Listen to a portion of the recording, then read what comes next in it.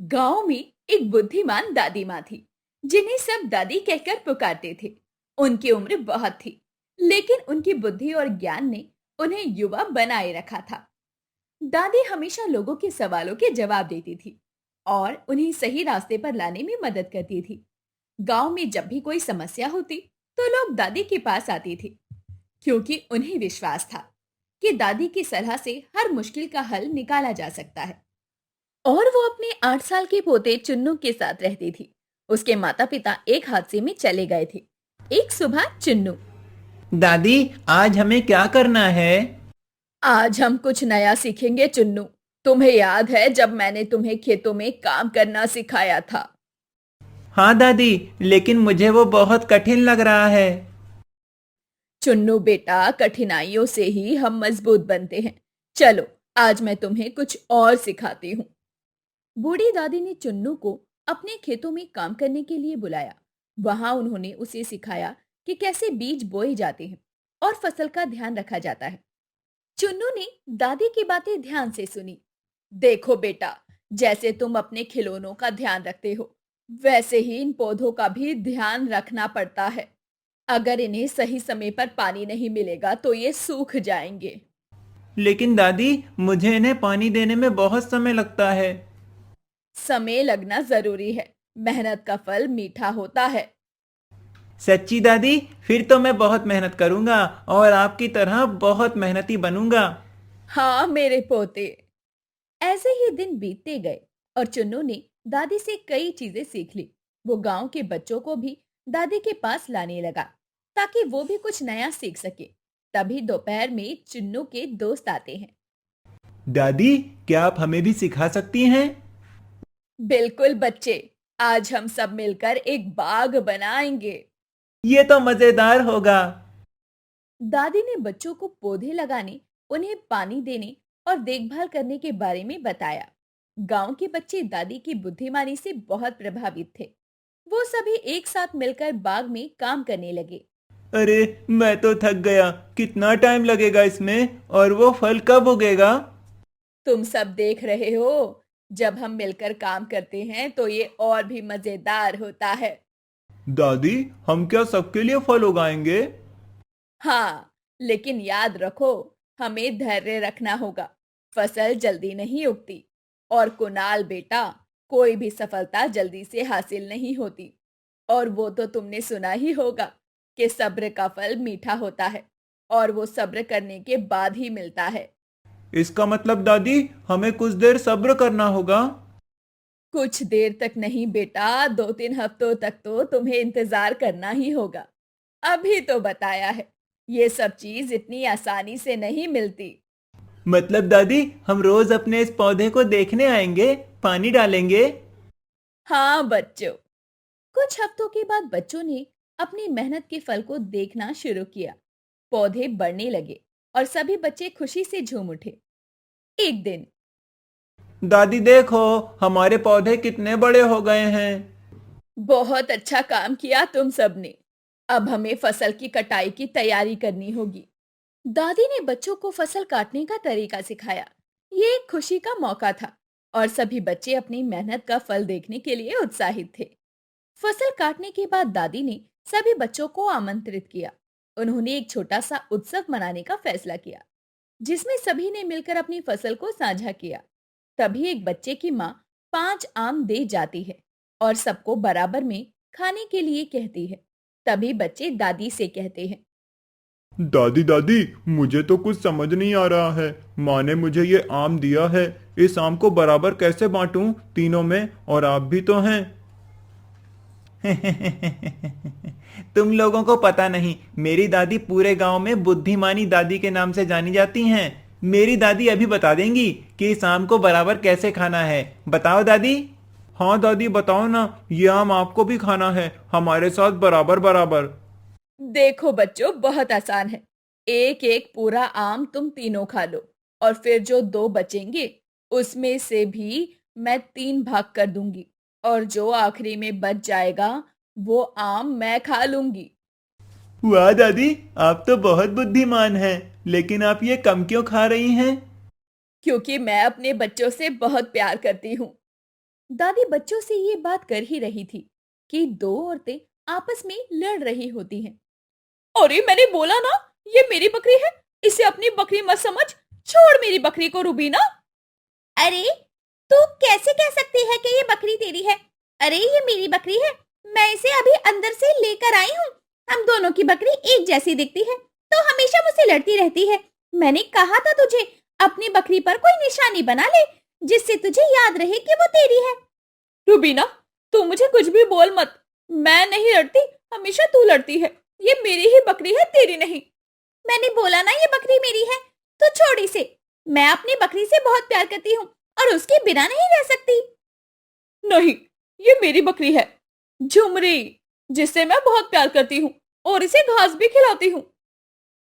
अरे अरे देखो, ये दोनों तो फिर से लड़ने लग गई हैं और हमेशा बकरी पर लड़ती रहती हैं और एक बकरी वापस आ जाती है। अब ना जाने दोनों की बकरी, वैसे किसकी बकरी गायब हुई होगी और ये किसकी बकरी है जिसके लिए ये लड़ी जा रही हैं। अरे क्या पता, ये दोनों है ही ऐसी।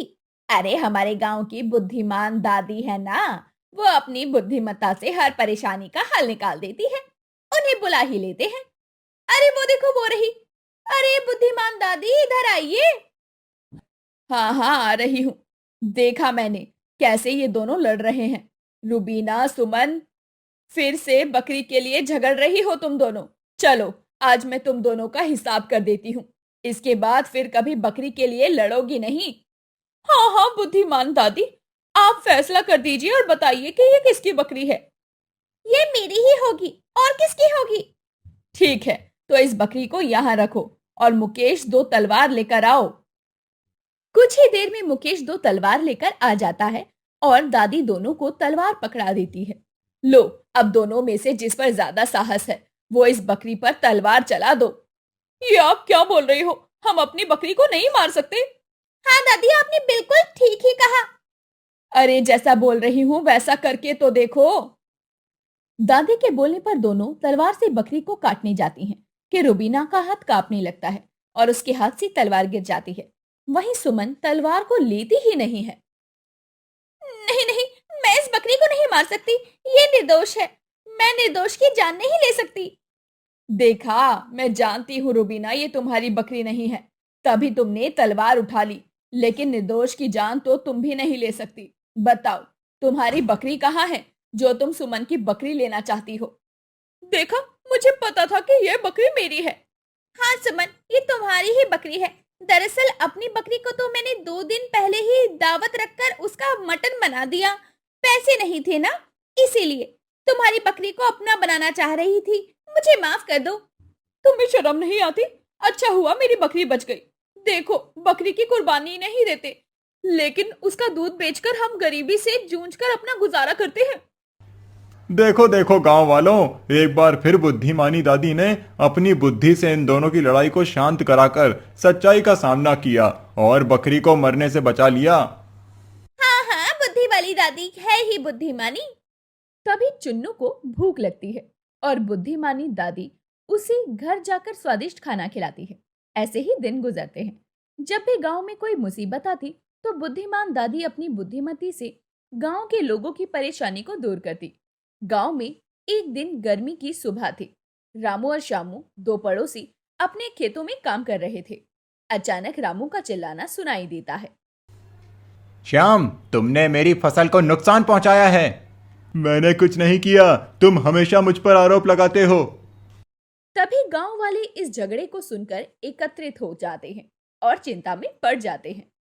ये तो रोज की बात हो गई है। अगर ये दोनों झगड़ते रहे तो हमारी शांति भंग होगी। ओहो, तुम्हारी शांति भंग ना हो, इसीलिए तुम दोनों को शांत करने के लिए फिर से बुद्धिमानी दादी की जरूरत पड़ेगी। आप सब लोग बुद्धिमानी दादी को बुलाओ, वही दूध का दूध और पानी का पानी करेंगी। फिर गांव के लोग बुद्धिमानी दादी को बुलाते हैं और दादी माँ आकर सबकी बातें सुनती है और धीरे से, चलो मैं तुम्हें एक कहानी सुनाती हूँ। यहाँ पेड़ के नीचे बैठ जाओ। देखो, एक बार जंगल में एक लोमड़ी और कौवा रहते थे। दोनों में हमेशा प्रतिस्पर्धा रहती थी। एक दिन कौवे ने अपनी चतुराई से लोमड़ी को धोखा दिया। और फिर? लोमड़ी ने सोचा कि उससे बदला लेना चाहिए, लेकिन अंत में दोनों ने देखा कि उनका झगड़ा बाकी जानवरों को भी प्रभावित कर रहा है। तो उन्होंने कैसे सुलह की? उन्होंने मिलकर एक योजना बनाई और अपने अपने गुणों का उपयोग किया। इससे न केवल उनकी दोस्ती बहाल हुई, बल्कि जंगल में भी शांति स्थापित हुई। अगर तुम दोनों भी ऐसा ही करोगे तो सोचो, लड़ने की मुसीबत ही नहीं होगी। दादी ने अपनी कहानी के अंत में रामू और श्यामू की ओर देखा। तो तुम दोनों मिलकर अपने अपनी फसलों की देखभाल क्यों नहीं करते? अगर हम एक दूसरे की मदद करें तो शायद सब कुछ ठीक हो सकता है। हाँ चलो, हम मिलकर काम करते हैं। कुछ दिनों के बाद रामू और श्यामू ने मिलकर काम करना शुरू कर दिया। वो एक दूसरे की फसलों की देखभाल करने लगे। देखो, हमारी फसलें अच्छी हो रही हैं। हाँ, मिलकर काम करने से तो सब कुछ आसान हो जाता है।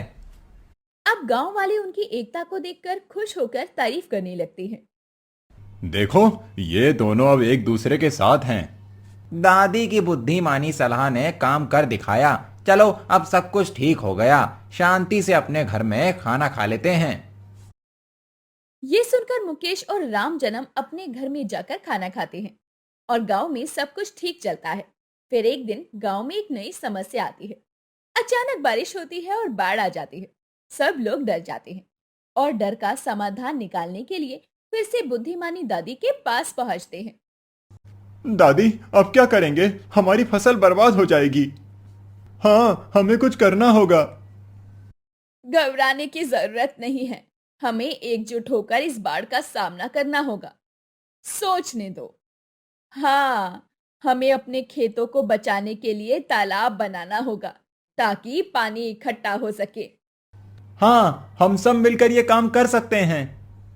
सही कहा दादी, हम सब मिलकर ये काम करेंगे।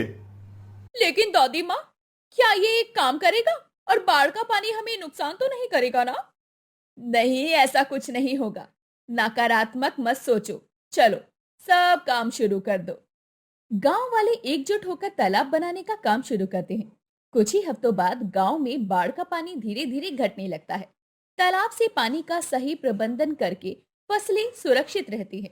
ये देखकर बुद्धिमानी दादी खुशी से कहती है, देखो, जब हम सब मिलकर काम करते हैं तो बड़ी से बड़ी समस्या का भी हल निकल कर आता है। आपकी बुद्धिमानी ने हमें एक बार फिर से सही रास्ता दिखाया। हम सब मिलकर ही मजबूत हैं और जब तक हमारे गांव में हमारी बुद्धिमानी दादी हैं, तब तक तो हमें किसी परेशानी का सामना करने की जरूरत ही नहीं है। एक बार फिर बुद्धिमानी दादी अपनी बुद्धिमत्ता से गांव वालों को सीख दे जाती है। गांव में सब लोग एकजुट होकर खुश रहते हैं।